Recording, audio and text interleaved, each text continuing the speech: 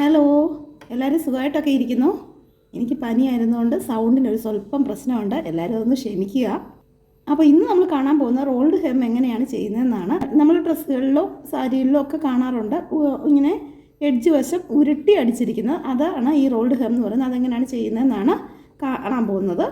അത് ചെയ്യാനായിട്ട് നമുക്ക് വേണ്ടതെന്ന് പറഞ്ഞാൽ ഇതേപോലെ ഒരു റോൾഡ് ഹെമ്മിൻ്റെ ഒരു ഫുട്ടാണ് വേണ്ടത്. നമുക്കിത് ഇത്തരം മെഷീനിലാണെങ്കിൽ ഇതിന് കൂടെ തന്നെ ഇത്തരം ഒരു ഫുഡ് കിട്ടാറുണ്ട്.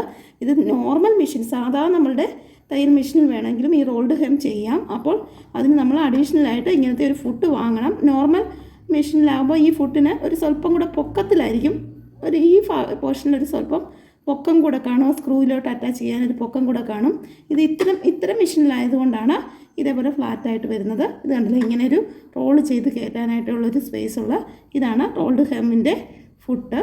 അപ്പം നമ്മൾ ആദ്യം ചെയ്യേണ്ടത് എന്താണെന്ന് ചോദിച്ചാൽ, കിടക്കുന്ന ഫുഡ് മാറ്റാൻ വേണ്ടി ചെയ്യേണ്ടത്, നമ്മൾ ഇവിടെ ഒരു കണ്ടില്ലേ, ഇവിടെ ഒരു ഈ ലിവറിൽ ഇങ്ങനെ ഒന്ന് വയ്ക്കുമ്പോൾ നമ്മുടെ കിടക്കുന്ന ഫുഡ് ഇങ്ങനെ അഴിഞ്ഞു വരുന്നതാണ്. ശേഷം നമ്മുടെ ഈ റോൾഡ് ഹെമ്മിൻ്റെ ഈ ഒരു ബാറ് ഈ ഒരു ഇതിൽ കയറുന്ന പോലെ ഇങ്ങനെ വയ്ക്കുക.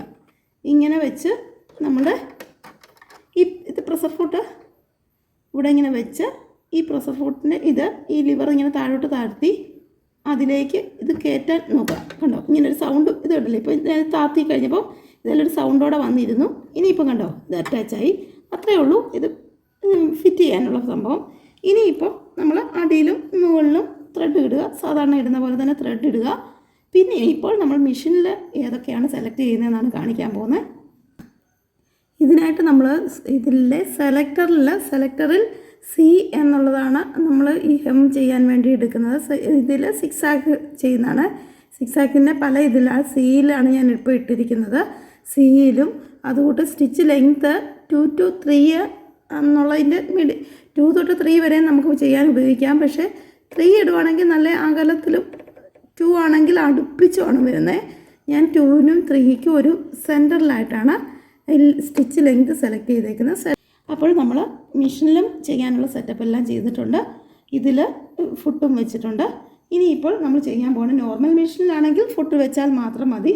ഫുട്ട് വെച്ചിട്ട് നമ്മളിനി ഇപ്പോൾ സ്റ്റിച്ച് ചെയ്യുന്നത് എങ്ങനെയാണെന്ന് ചോദിച്ചു കഴിഞ്ഞാൽ, ഇതിപ്പോൾ ഞാനൊരു സാരിയാണ്, സാരിയുടെ തുമ്പ് മടക്കി അടിക്കുന്നതാണ് നിങ്ങളെ കാണിക്കാൻ പോകുന്നത്. അല്ലെങ്കിൽ ഇതേപോലെയുള്ള മെറ്റീരിയലുകളൊക്കെ നമുക്ക് അല്ലാതെ തയ്ച്ച് ഉരുട്ടിയെടുക്കണമെങ്കിൽ ഇച്ചിരി പ്രയാസമാണ്. അതുപോലെ തന്നെ അംബ്രല്ല സ്കേർട്ടും ഒക്കെ തയ്ക്കുമ്പോൾ അതിൻ്റെ അടിവശമൊക്കെ നമുക്ക് ഇത് വെച്ച് ചെയ്ത് കഴിഞ്ഞാൽ നല്ല ഫിനിഷിങ്ങിൽ കിട്ടുന്നതാണ്. അംബ്രല്ലയൊക്കെ നമ്മൾ മടക്കി അടിച്ചാൽ ചിലപ്പം ചുളിവൊക്കെ വരാൻ ചാൻസ് ഉണ്ട്. അതേസമയം ഇങ്ങനെയാണെങ്കിൽ ഇതൊരു പ്രയാസം ഇല്ലാതെ ചെയ്യാവുന്നതാണ്. അപ്പം ഇതെങ്ങനെയാണെന്ന് ചോദിച്ചാൽ, നമ്മൾ ആദ്യം ഒരു സ്റ്റാർട്ടിങ്ങിൽ മാത്രമേ ഒരു ഇച്ചിരി പ്രയാസമുള്ളൂ. ഇതിനുണ്ട് ഒരു ചുരുങ്ങിയ പോലെ ഉണ്ട്. ആ ചുരുങ്ങിയതിനകത്തോട്ട് നമ്മൾ ജസ്റ്റ് ഒത്തിരി ക്ലോത്ത് കയറ്റി വയ്ക്കരുത്. ആ തുമ്പിലൊരു ജസ്റ്റ് ക്ലോത്ത് അവിടെ വരെ കയറ്റി വെച്ച ശേഷം ഇങ്ങനെ തയ്ക്കാൻ തുടങ്ങുമ്പോൾ ഇതിലേക്ക് കയറ്റി ഒന്ന് ചുളുക്കി കൊണ്ടുവന്നാൽ മതി. അല്ലാതെ വയ്ക്കാൻ തുമ്പ് തൊട്ടേ അങ്ങ് കയറ്റി അവിടെ വരെ വയ്ക്കാൻ പ്രയാസമാണ്. അതുകൊണ്ട് നമ്മൾ തയ്ച്ചൊന്ന് വരുമ്പോൾ അവിടോട്ട് ഇതല്ലേ, ഒന്ന് തയ്ച്ച് തുടങ്ങി കഴിയുമ്പോൾ നമുക്ക് പിന്നെ ഇതിലേക്ക് കയറി വരും. മടങ്ങിയ പോലെ ചുളുങ്ങി വരുന്നതല്ലേ, അതുപോലെ അങ്ങ് തയ്ച്ച് വിട്ടാൽ മതി. നമ്മൾ ഒരു ഇത്രയും കണ്ടില്ലേ, ഇപ്പോൾ ഇതുപോലെയാണ് വരുന്നത്. ഇതിപ്പോൾ ഞാൻ 2.5 ഇട്ടിരുന്നത് 2ലേക്ക് അടുപ്പിച്ചിട്ടായിരുന്നു. അപ്പോൾ അത്രയും അടുത്താണ് വരുന്നത്. അത് 2.5 ഇട്ടാലും മതി. ഇതുപോലെ നമ്മൾ അതിലേക്ക് ഇങ്ങനെ പിടിച്ച് കൊടുത്താൽ മതി. അത് പിടിച്ച് കൊടുക്കുന്നത് കൂടിപ്പോകരുത്. കൂടിപ്പോയി കഴിഞ്ഞാൽ ഇവിടെ ചുളുങ്ങിയ പോലെ ഒരുമാതിരി കെട്ട് വീണ പോലെ 2 ലെയറായിട്ടൊക്കെ കിടക്കും. അല്ലാതെ നമ്മൾ കുറച്ച് ഇതിപ്പോൾ കണ്ടില്ലേ, 2ൽ കൊടുക്കുമ്പോൾ നല്ല അടുപ്പിച്ചാണ്. അങ്ങനെ അങ്ങ് പോട്ടെ എന്നോർത്താണ്, സ്വല്പം അകന്ന് പോകണ്ട, അടുപ്പിച്ചാട്ടെ തുമ്പല്ലേ എന്നോർത്താണ് ഞാൻ 2ൽ കൊടുത്തത്. നമുക്ക് ഇങ്ങനെ ഒന്ന് സ്റ്റിച്ച് ചെയ്ത് നോക്കുമ്പോൾ അകലം നോക്കി 2 വേണോ 3 വേണോ, ഇച്ചിരി അകന്ന് വേണമെന്ന് തോന്നുവാണെങ്കിൽ 3ൽ കൊടുക്കാം.